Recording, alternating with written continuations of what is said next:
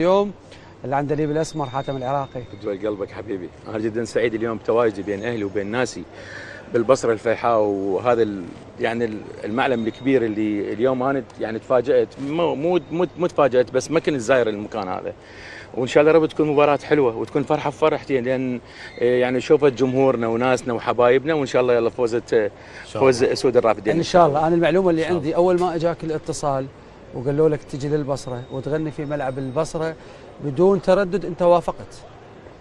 اني مع العلم عندك التزامات. لا، كان عندي يعني انا يعني راح اسافر ثاني يوم رايح استراليا انا، بس يعني من اول ما كلمني يعني عمار يعني مدير اعمالي، قلت له لازم نروح نآزر منتخبنا حتى نكون وياهم دائما، لان هذا المنتخب هو فرحتنا، فرحه هذا الشعب الكبير، وان شاء الله دائما يفرحون شعبنا، وان شاء الله الفوز لهم ان شاء الله يا رب. دائما المنتخب الوطني وانتصاراته وافراحه مقترنه باغانيك، منذ السابق نتكلم، دائما اغانيك هي جزء كبير من فرحه هذا الشعب. نتكلم هذا شيء بسيط، هذا شيء بسيط نقدمه لهذا المنتخب اللي دائما يفرحنا، اللي دائما اللي موحدنا، يعني دائما يوحد الشعب بايام يعني ايام كانت صعبه علينا، فدائما هذا المنتخب يفرح اهلنا ويفرح ناسنا، وان شاء الله دائما يكون هو السند لهذا الشعب. طيب متابع المنتخب؟ طبعا.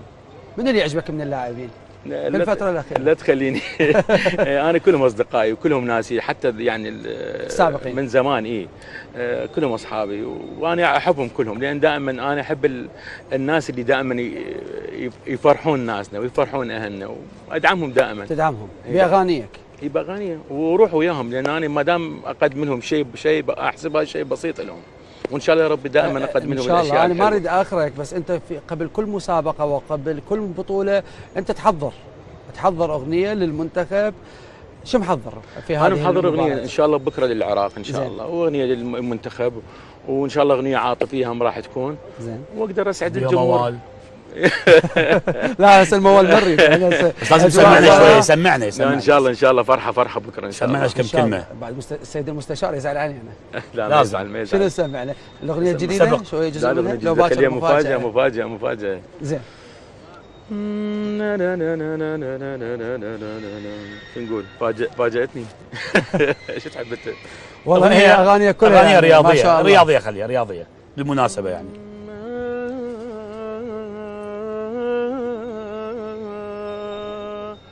نقول هذا العراقي لا تعاندونه لو لعب، تعب ما يعرف تعب، بركان نازل وغضب. هذا العراقي الغيرة ويدمه مشت، سمعوها امها الهلت، الفرحة دوم تبسمت. هذا العراقي عاشوا دائما غيرة، ودائما يحاول هو بالغيره، يحاول يسوي شيء لهذا الشعب حتى يفرحه، وان شاء الله منتخبنا بكره يفرحنا ويخلي الابتسامه دائما على وجهه. ان شاء الله. هي باكر مباراه تحصيل حاصل، احنا متاهلين اول، يجوز انت متابع هذا الموضوع ان شاء الله، لكن المرحله الاخيره اللي هي راح تكون شهر 9 هي التصفيات الحاسمه للوصول الى كاس العالم. ان شاء الله. متفائل؟ ان شاء الله، يعني شبابنا احنا دائما متفائلين بهم ان شاء الله.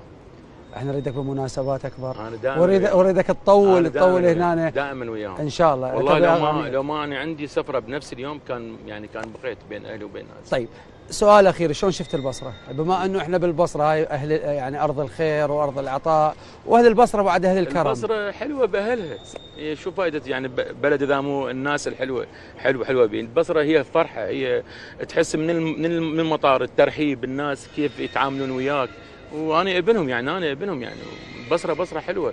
المضياف البصره. زار البصره اخر مره زرتها؟ يعني قبل سنه زرتها. اكو تطور تشوف على المستوى العمران، البنى التحتيه؟ يعني انا من دخلت الملعب ومن دخلت يعني قبل سنه من دخلت المطار وافترينا بالبصره، يعني البصره تطور، وان شاء الله يا رب اتمنى لكم الخير. ان شاء الله. انا سعيد جدا، وادري بك وقتك ثمين، وادري بك عندك التزامات، وشكرا لهذه الدقائق القليله. لا بالعكس، والله بالعكس، انا يعني سعيد اليوم تواجدي بينكم وسياده المستشار وحضرتك حبيبي والجمهور اللي حاضرنا. ما شاء الله جمهورك يصور الكاميرات، وان شاء الله ان لقاءات اخرى ان شاء الله. شكرا جزيلا.